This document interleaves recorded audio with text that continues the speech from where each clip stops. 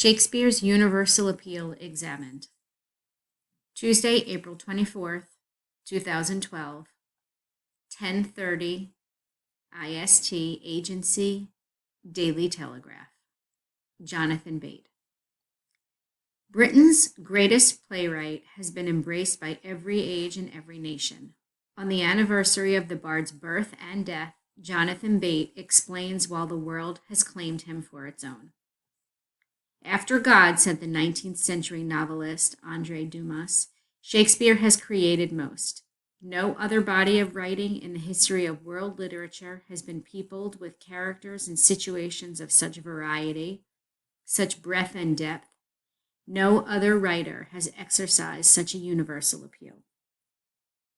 My first date with my future wife was a production of Richard III in Romanian. We didn't understand a word of the dialogue, but the atmosphere in the little theater in Manchester was electric. I have seen a mesmerizing Titus Andronicus in Japanese, and another that came straight from the townships of post-apartheid South Africa. One of the most influential modern books on the plays, entitled Shakespeare, Our Contemporary, was by a Polish communist during the Iran-Iraq War. A general spurred his tanks into battling by quoting from Henry V. Half of the school children in the world are at some point exposed to Shakespeare's work. But what is the source of the universal appeal of this balding middle-class gentleman, born in a little Warwickshire market town in the reign of the first Queen Elizabeth? Why would the world's newest country, South Sudan, choose to put on a production of Cymbeline, or Sunnis and Shahs opt to relocate the story of Romeo and Juliet in Baghdad? What is it about Richard III that appeals to Brazilians, or Othello to the Greeks? When his collected plays were published a few years after his death in the weighty book known as the First Folio, his friend and rival Ben Jonson wrote a prefatory poem claiming that Shakespeare was as great a dramatist as the classicists of ancient Greece and Rome, and that one day all scenes of Europe would pay homage to him. This proved prophetic. Shakespeare did indeed exercise a decisive influence on the cultural and political history of Europe in the 18th and 19th centuries, shaping key aspects of the Romantic movement, the revolutionary consciousness, the rise of nationalism and the nation state, of the novel, the idea of romantic love, the notion of the existential self, and much more. In the 20th century, thanks to translation and film, that influence spread around the world. Jonson's poem described Shakespeare in two contradictory ways, and in that contradiction is to be found the key to his universality. He was, says Jonson, the soul of the age, yet he was also not of an age, but for all time. Shakespeare recognized that human affairs always embody a combination of permanent truths and historical contingencies, in his own terms, nature and custom. He was not of an age because he worked with archetypal characters, core plots, and perennial conflicts, dramatizing the competing demands of the living and the dead, the old and the young, men and women, self and society, integrity and role play, insiders and outsiders.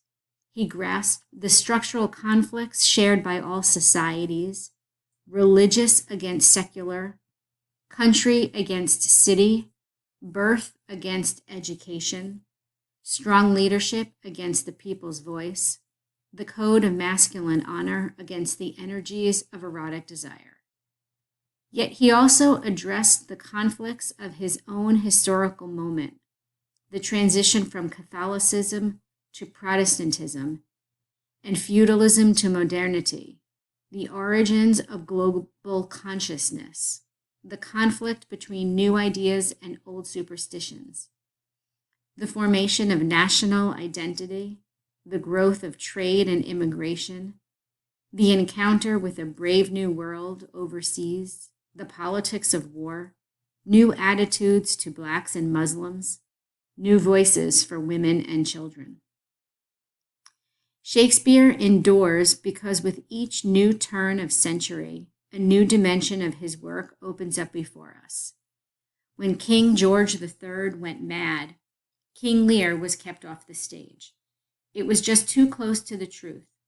During the Cold War, Lear again became Shakespeare's hottest play. Its combination of starkness and absurdity, answering to the mood of the age, leading the Polish critic Jan Kott to compare it to Samuel Beckett's Endgame, and inspiring both the Russian Grigory Kazantev and the Englishman Peter Brook to make darkly brilliant film versions.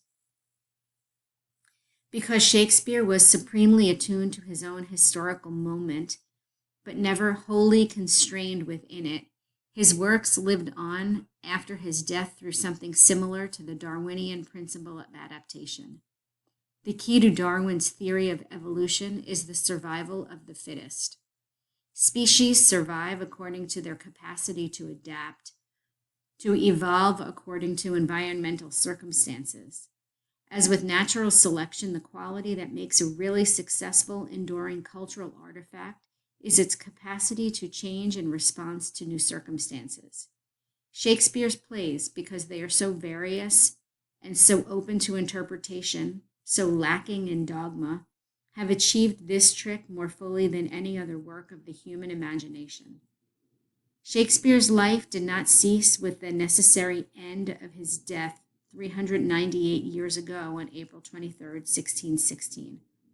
His plays continue to live and to give life 4 centuries on, all the way across the great theater of the world.